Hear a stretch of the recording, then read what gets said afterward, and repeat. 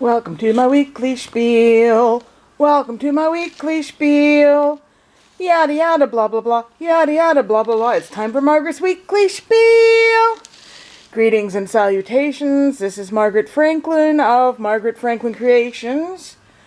Don't tell my husband, but I'm going to be working on his Christmas present. I saw these pillows shaped like letters on Facebook. I think you had to order them from Temu, and they were made to look like gingerbread letters with Christmas stuff. But I am making this. I hope he's asleep. I hope he can't hear me.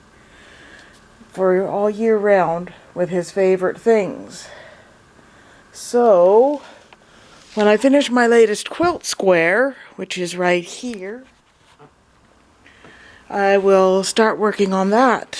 Let me hide it again. I want to make a trip to Fabricland with Barb sometime within the next couple weeks. Jeanette will be coming with us. The nearest Fabricland is out in Pickering, and last time we tried to get there by bus, it was a nightmare. Ridiculous amount of walking. And I can't do much walking these days because of my knees. I have to use a walker.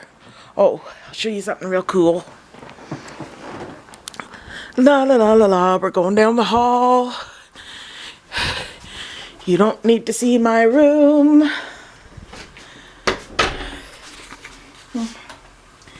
Here is my mushroom lights. They don't have batteries in them yet, but I'll put some in there before I go. And this little frog, one of the goodies that Laura Smith sent me. So when I go out at night, I have little lights on my walker.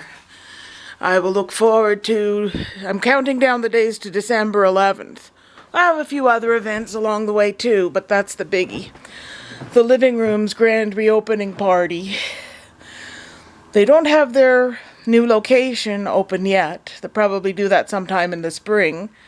But they're going to have like a temporary studio at the art gallery like they did last year, I think for the month of February.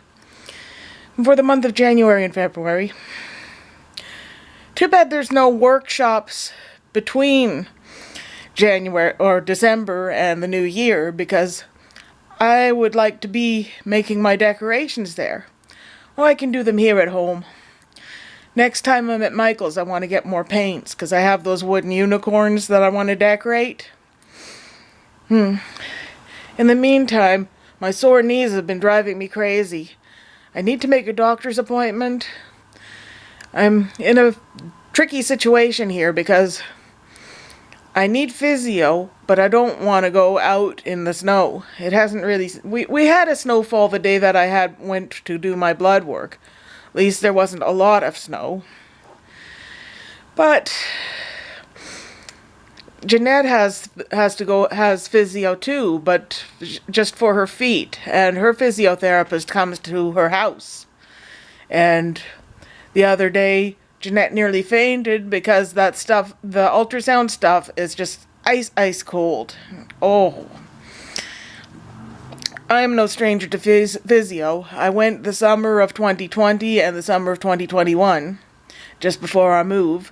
And I went to a place behind the Oshawa Center. You probably know it.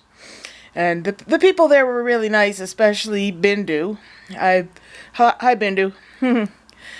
And Sebastian, and I got to know a few of the people. Get to talk to them while I'm doing my stuff. I remember one exercise that made me laugh because I had to hold onto a pole and bend up and down at the knees with my feet slightly apart, and it reminded me of riding a carousel horse. So I guess that was the closest I'd get to riding a carousel. And go figure, the first horses I rode during the pandemic were real horses. Annie took me to the stables. She had a friend with a beautiful pinto draft horse named Montana. They'd lead me around in circles. And I had a lesson on a nice brown horse named Penny. Penny has a reputation for being stubborn, but we got along like we'd known each other all our lives. She was perfectly wonderful and obedient to me. And I guess I know how to talk to horses. And then, last but not least, our wonderful trail ride. I rode a big white horse named Bruce. Bruce was 20 years old. Horses live to be about 20 or 30 years.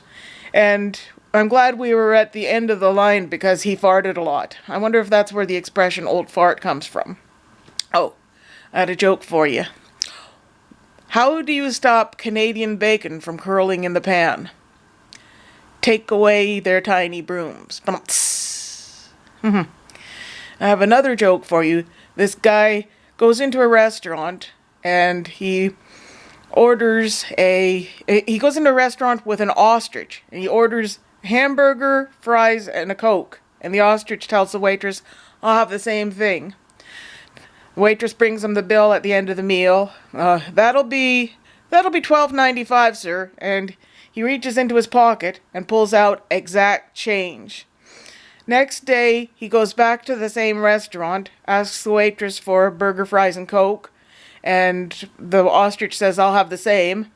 And at the end of the meal, she gives him his bill. That'll be $12.95, sir. He gives her exact change. She is astounded. And this goes on for a couple more nights. And then on the last night, she says, your usual, sir? So, no, I'm going to have the T-bone steak with baked potato and salad and a beer. And she said, okay. And the ostrich says, I'll have the same.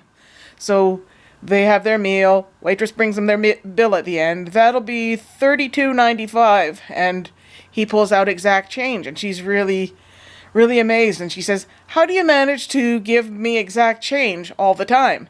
And he says, well, once I was in the attic and I found an old lamp. I rubbed it and a genie came out and granted me 2 wishes. And I said, well, okay, whenever I want something, I will have exact change for it in my pocket. And so, okay, that makes sense. It's better than just asking for $1 million that could run out eventually. That way you'll always, good to have the right amount of money no matter what you buy, whether it's a car or a sandwich. So, and then she says, but then again, what is the deal with the ostrich? And he said, well, what do you want? The genie asked him, what do you want for your other wish? Oh, I will have a long-legged chick with a big butt who agrees with everything I say. Okay. Dave's been kind of sick lately, and I don't really feel like talking about that if you don't mind, but life has been challenging. My quilt is on the way to Shannon Alexander. I had to go to Staples to pay for it because apparently the post office isn't doing packages anymore. That sucks.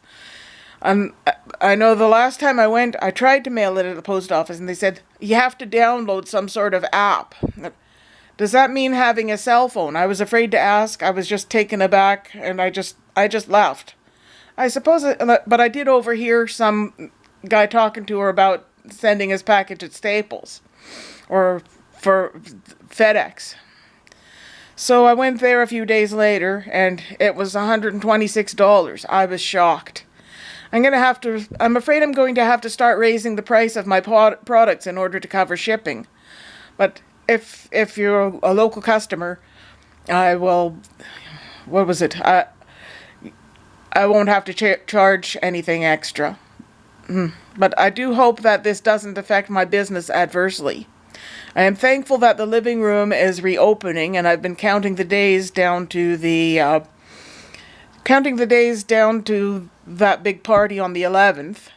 The week before that, CMHA has their party at Jubilee Pavilion. I went last year, but I left before lunch was even served because I just felt so out of my element. The weather was lousy that day, and Jeanette was still living at her old apartment, and it was really slippery and yucky out, so I went without her, and it wasn't the same. I sat at the table with this other girl who was by herself, but she wasn't interested in talking to me. She just wanted to look at her cell phone. I felt really discouraged and lonely and not really having fun, and the music was getting too loud. And I nearly crashed into somebody on my way to the washroom, And I totally lost spoons before lunch was served. I know there was a craft table where you could decorate those little houses, but they had paint markers, but it was so poorly lit. Like, what's the good of a craft table if you can't see what the fuck you're doing? Crafts are my life. I'm happiest when I'm making stuff. Duh. Anyway, what else is new? I guess that's it for now. Thanks for watching Weekly Spiel. Bye-bye. Be back soon.